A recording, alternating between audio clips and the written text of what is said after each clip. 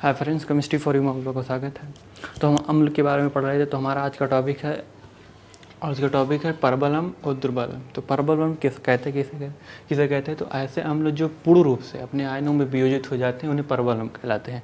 जैसे HCl, HNO3 यानी hydrochloric अम्ल, नाइट्रिक अम्ल, सल्फ्यूरिक अम्ल, सभी खनिज अम्ल। यानी ऐसे अम्ल जो प्रयोगशाला में पर्याप्त किए जाते हैं उन्हें खनिज अम्ल कहलाते हैं। ये सब इसके एग्जाम्पल है।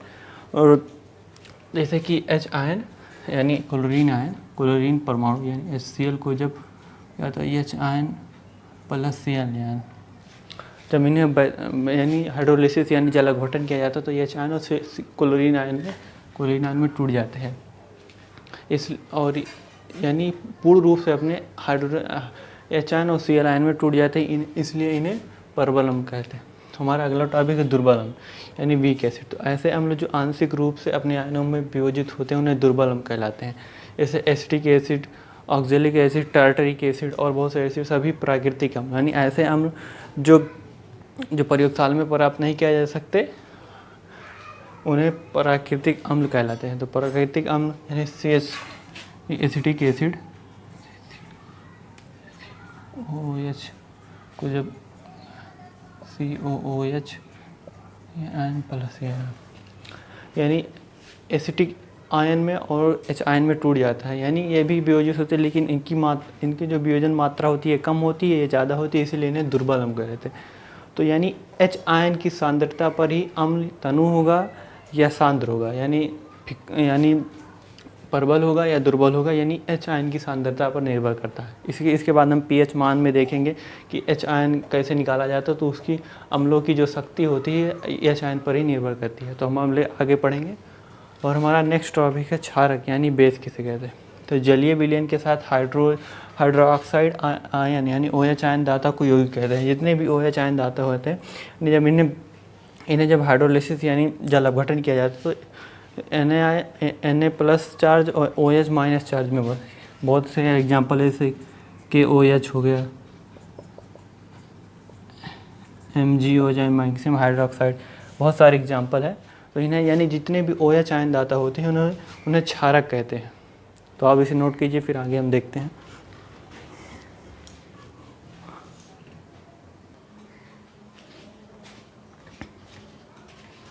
तो हमारा नेक्स्ट टॉपिक है क्षार और क्षारकों के गुण यानी क्षार किसे कहते हैं। यानी पानी में घुलनशील क्षारक को क्षार कहते हैं। यानी जितने भी क्षारक होते हैं यानी OH आयन धातु सब पानी में घुलनशील होते हैं। जितने भी पानी में घुलनशील होते हैं उन्हें क्षार कहते हैं।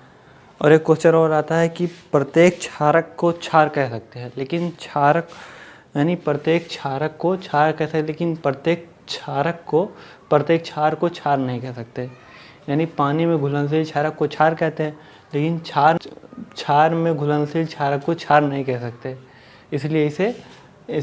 इसीलिए क्वेश्चन कई बार आता है। यानी पानी में घुलनशील क्षारक को क्षार कहते हैं, यानी प्रत्येक क्षारक क्षार हो सकता है, लेकिन प्रत्येक क्षार क्षारक नहीं हो सकता है। तो हमारा अगला है क्षारकों के भौतिक गुणधर्म यानी फिजिकल प्रॉपर्टी ऑफ बेस। अगला है क्षारकों के भौतिक गुणधर्म। ये पहला है, ये स्वाद में कड़वे होते हैं, यानी इनका टेस्ट जो होता है ये कड़वा होता है, पहली चीज़। दूसरा है ये लाल लिटमस पत्र को नीला कर देते हैं, यानी जो सूचक होता है लाल लिटमस पत्र को ये नीला कर देते हैं। एसिड वाले में नीले को लाल कर देते हैं, इसमें लाल को नीला कर देते हैं। तीसरा है क्षारक का जलीय विलयन विद्युत का सुचालक होता है। यानी इनका जलीय विलयन होता है, यानी जल में जब घोला जाता है तो ये विद्युत का सुचालन यानी विद्युत इसमें आसानी से यानी इलेक्ट्रिसिटी इसमें आसानी से प्रवाहित हो सकती है। हमारा अगला टॉपिक क्षारकों के रासायनिक गुण यानी केमिकल प्रॉपर्टी ऑफ बेस। इसमें है क्षारक अम्लों से क्रिया करके लवण तथा पानी बनाते हैं। ये तो उदासीनीकरण अपक्रिया और अम्लों के जो रासायनिक गुण हैं उसमें हमने पढ़ा था।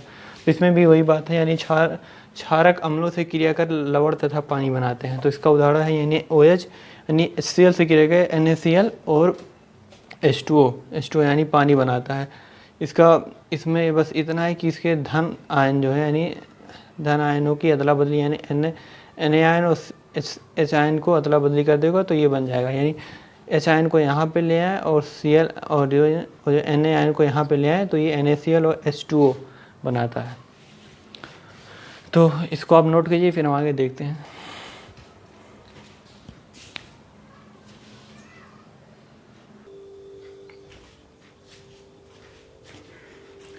तो हम क्षारकों के और गुणधर्म के बारे में देखते हैं। तो दूसरा हमारा है, क्षारक अधातु ऑक्साइड से क्रिया कर लवण तथा जल बनाते हैं।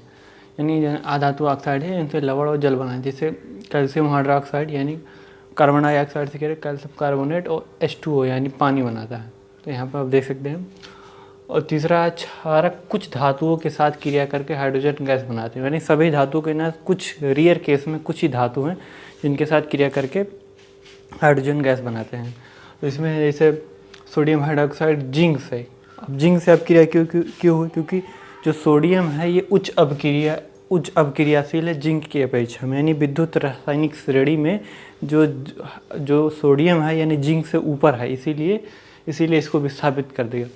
इसे जब क्रिया होगी यानी जिंक सोडियम जिंकेट और हाइड्रोजन गैस निकालेगी। ये कुछ रेयर केस में होता है, यानी इसका जो अभिक्रियाशीलता है यानी इससे उच्च स्थान पे, इसीलिए इसे विस्थापित कर देगा। यानी तो हमारा ये में देखते हैं लवण किसे कहते हैं, अलग टॉपिक हमारा। तो जिसमें ऋण तथा धन आयनों की संयोग से बना यौगिक लवण कहलाता है।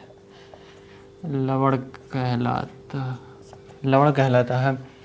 जबकि धन आयन H तथा ऋण आयन OH ना हो, यानी धन आयन अगर H और OH और ऋण आयन OH होगा तो लवण नहीं बनता। इसका कारण ये है, जैसे कि यहाँ पे H आयन, जैसे कि यहाँ पे H ion plus OH ion, ये दोनों क्रिया करके H2O यानी H2O बना लेंगे। इसीलिए H2O एक मिनरल नहीं है, इसीलिए।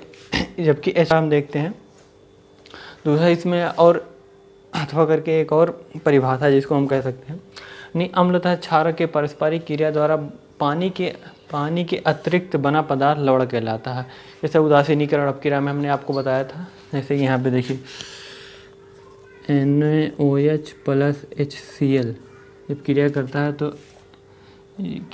है तो सोडियम क्लोराइड प्लस H2, यानी देखिए यहाँ पे यानी क्षार और अम्ल के पारस्परिक क्रिया द्वारा पानी के अतिरिक्त, यानी यहाँ पानी के अतिरिक्त बना कहलाता है। यानी ये जो बना है इसको लवण कहलाते हैं।